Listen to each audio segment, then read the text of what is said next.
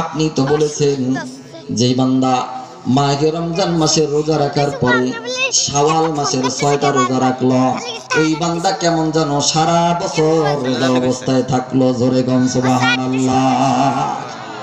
হুজুর আমি তো শাওয়াল মাসের 6 রোজা রাখছি, তা আমি তো সারা বছর রোজা অবস্থায় আছি। আল্লাহু আকবার। ইয়া রাসূলুল্লাহ, ইয়া হাবিবাল্লাহ, তিরমিজি শরীফের হাদিস। ওগো দয়াল নবী, আপনি তো বলেছেন যেই বান্দা এশার নামাজ আর ফজরের নামাজ জামাতের সাথে আদায় করলো, যেই বান্দা এশার নামাজ আর ফজরের নামাজ জামাতের সাথে আদায় করলো, ওই বান্দা কেমন যেন সারা রাত নামাজ অবস্থায় থাকলো। জোরে কোন সুবহানাল্লাহ। হুজুর আমি এশার নামাজও আপনার পিছনে পড়ি, ফজরের নামাজও আপনার পিছনেই পড়ি, তা আমি তো সারা রাত নামাজ অবস্থায় থাকি। আল্লাহু আকবার। নবী শুনতেছে আর অবাক হয়ে যাইতেছে। লিতাআদিলু সুলুসাল কুরআন। ওগো মদিনার নবী, আপনি তো বলেছেন যেই বান্দা আবেগ ভরা মন নিয়া দরদ মাখা কণ্ঠে 3 বার সূরাতুল ইখলাস তেলাওয়াত করলো, ওই বান্দা কেমন যেন আল্লাহ পাকের পবিত্র কোরআন শরীফ খতম করলো। জোরে কোন সুবহানাল্লাহ। হুজুর আমি যখন রাতের বেলা এশার নামাজ পড়ে ঘুমাইতে যাই, 3 বার সূরাতুল ইখলাস পাঠ করে পবিত্র কোরআন শরীফ খতম করেই ঘুমাই। আল্লাহু আকবার। তাহলে বলেন হুজুর আমি ওর কোন শর্তটা ঠিকমতো পালন করি না? নবীজি সাহাবীর বুদ্ধির প্রশংসা করলেন আর স্ত্রীকে ডাক দিয়ে বলেন, তুই তোর স্বামী নিয়ে বাড়ি যা, তোর স্বামী তোর সব শর্ত ঠিকমতো পালন করতেছে। বলেন সুবহানাল্লাহ। আরেকটা ফজিলত শোনাবো, এরপরে সময় থাকলে দ্বিতীয় আলোচনা। মদিনার এক মসজিদের ইমাম সাহেব, মদিনার মসজিদের এক ইমাম সাহেব প্রতিদিন 5 ওয়াক্ত নামাজে খালি একটা সূরাই পড়ে। প্রতিদিন 5 ওয়াক্ত নামাজে কোন সূরা পড়ে? একটা সূরা, সূরা ইখলাস। কুল হুয়াল্লাহু আহাদ আল্লাহুস সামাদ লাম ইয়ালিদ ওয়া লাম ইউলাদ ওয়া লাম ইয়াকুল লাহু কুফুয়ান আহাদ। আল্লাহু আকবার। আচ্ছা বলেন তো, মসজিদে কিছু গারুরা মার্কা মুসল্লি থাকে কি থাকে না? কথা পায় না? আপনাকে এদিকে নাই, আমাকে ওদিকে অভাব নাই, আছে এদিকেও আছে। হ্যাঁ, মসজিদের ইমাম সাহেবের বিরুদ্ধে কথা না বললে, দাড়িওয়ালা টুপিওয়ালা মসজিদের ইমাম হক্কানি আলেমদের বিরুদ্ধে কথা না বললে পেটের ভাতও হজম হয় না, এমন একদল বিয়াদব মার্কা মুসল্লি আমাদের দেশে আছে না নাই? এই জোরে করে আছে না নাই?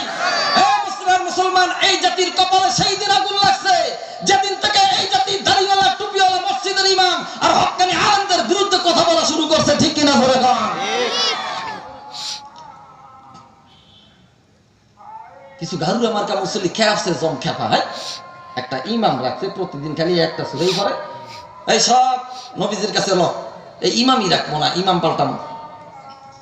সব সাহাবীরা গারুরা মার্কা কিছু সাহাবী আর কি মুসল্লি নবীজির কাছে যায় বলতেছে, হুজুর আপনি আমাদেরকে যে ইমাম দিছেন, এই বেটা প্রতিদিন 5 ওয়াক্ত নামাজে খালি একটা সূরাই পড়ে, আর কোনো সূরা কারাত পড়ে না। হুজুর এই বেটা মনে হয় আর কিছু জানে টানে না, আপনি আমাদেরকে একজন নতুন ইমাম দেন। নবীজি কথাটা শুনে একটু অবাক হয়ে গেলেন যে প্রত্যেকদিন 5 ওয়াক্ত নামাজে একটা সূরা পড়ে। আল্লাহ রাসূল ইমামকে ডাকলেন, জিজ্ঞাসা করলেন, কি খবর বাবা, প্রতিদিন 5 ওয়াক্ত নামাজে খালি একটা সূরাই পড়েন, আর কোন সূরা কারাত পারেন টারেন না?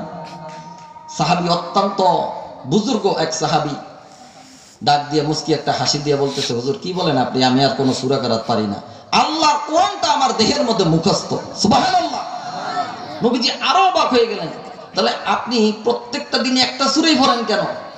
সাহাবী আর ফতুয়া দেন নাই, খুব কান্না জড়ানো কণ্ঠে 2 চোখের কোনায় 2 ফোঁটা পানি এনে মহাব্বতের সুরে নবীজিকে ডাক দিয়ে বলতেছেন, হুজুর আনা উহিব্বুহা, হুজুর এই সূরাটাকে আমি আমার জীবনের চাইতে বেশি ভালোবাসি। সুবহানাল্লাহ। ওগো আল্লাহর নবী, আমার জীবন যায় যাক, আমার চাকরি যায় যাক, আমার ইমামতি যায় যাক, আমি সূরাতুল ইখলাস তেলাওয়াত করা বন্ধ করতে পারবো না। এমন সময় হযরতে জিবরাইল আল্লাহর নবীর কানে কানে বলতেছে, ওগো দয়াল নবী,